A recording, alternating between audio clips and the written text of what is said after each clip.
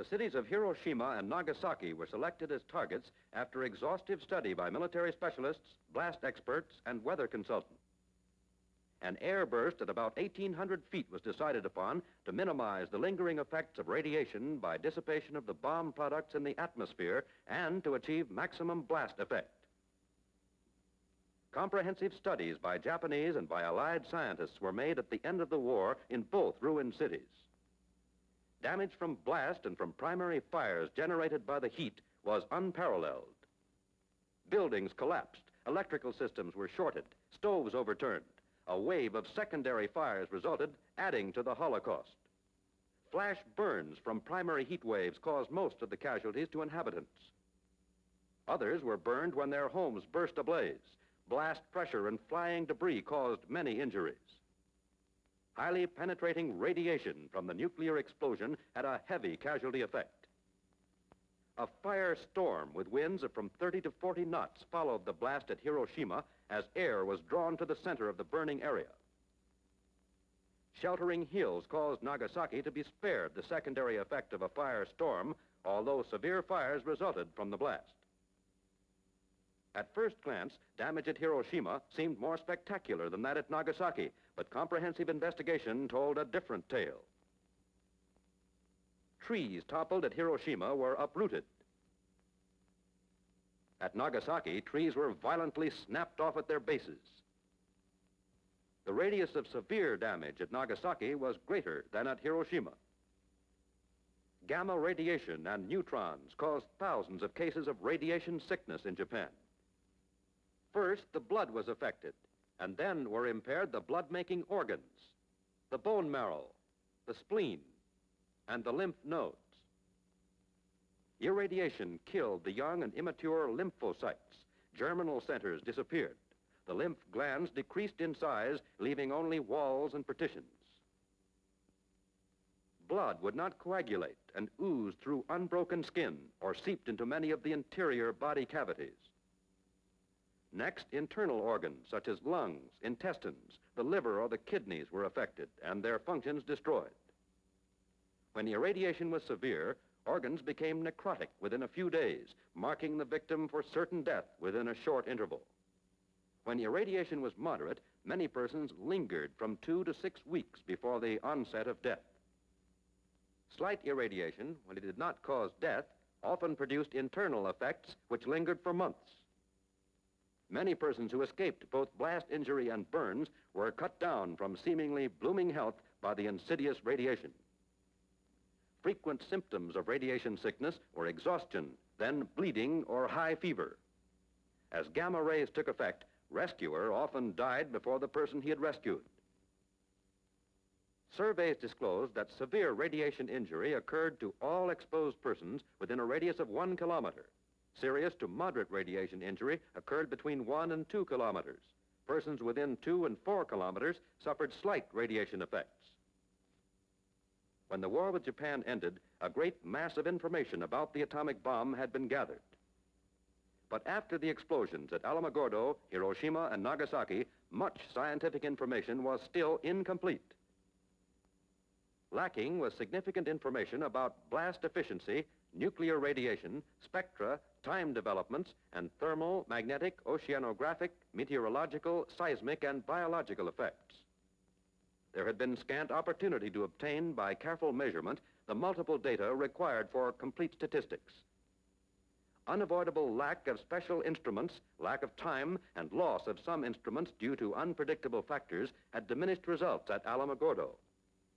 At Hiroshima and Nagasaki, too few measurements of radiation or pressure were made, and data on injury to personnel, while extensive, were far from complete.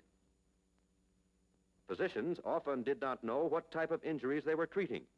The injured received little or no medical treatment, and trivial injuries often became serious. Methods of treatment were inadequately developed. Correlation of damage and injury data with pressure and radiation data was a subject on which more accurate information was essential. Physical effects of atomic explosion near or under water were entirely unknown. Information on all characteristics of atomic explosion was essential and could be obtained only under carefully controlled conditions.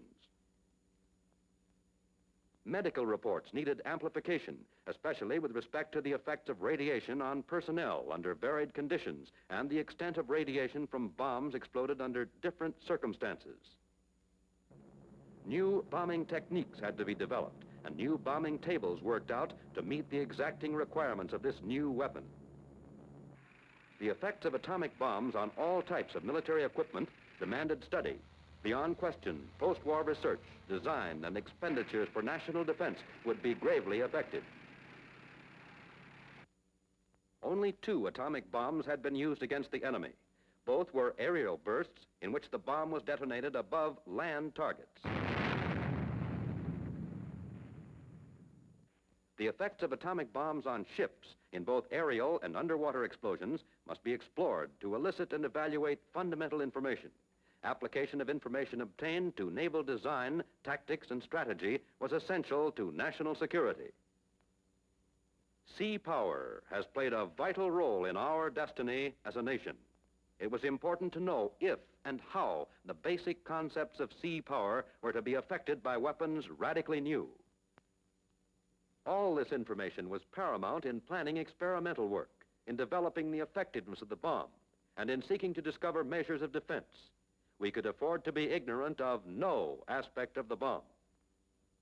In the light of this unsatisfactory situation, proposals were made to conduct controlled tests with atomic bombs to obtain all possible information. A program of large-scale controlled tests of other modern weapons had already been projected. The use of the atomic bomb as the implement to produce graded structural damage was expedient because it permitted the combination of damage analysis with studies of atomic effects. Individual proposals to conduct atomic bomb tests had come from General Arnold, Commanding General of the Army Air Forces, and from Vice Admiral E.L. Cochran, Chief of the Bureau of Ships, and Vice Admiral G.F. Hussey, Jr., Chief of the Bureau of Ordnance. Leading legislators and Manhattan Engineer District agreed that full-scale tests must be undertaken. As early as 1944, it had been planned to use the atomic bomb against the Japanese fleet at Truk. But by the time the bomb had been developed, the base at Truk was no longer strategically important in the Pacific War. After the war, many proposals to use Japanese vessels as targets for atomic tests were advanced. Such proposals aimed at obtaining required information and at the same time eliminating Japanese naval power completely. It was soon obvious that tests against enemy vessels alone would not develop sufficient information. Basic differences in ship design and tactical policy between the United States and other navies rendered the use of some American vessels imperative. Because our attitude has been traditionally defensive rather than offensive, we needed to discover how United States ships would fare under atomic attack. We needed to re-examine the principle that ship design be matched to tactical function and similar tenets of naval doctrine. The shortcomings of comparative tests with miniature models and conventional explosives were equally obvious. Basic data must be derived from effects of the bomb on existing designs and structure. With such information at hand, model tests could then be continued and experimental work intelligently prosecuted. It was first necessary to formulate the so-called damage law for this new explosive with respect to ship targets and their orientation to blast.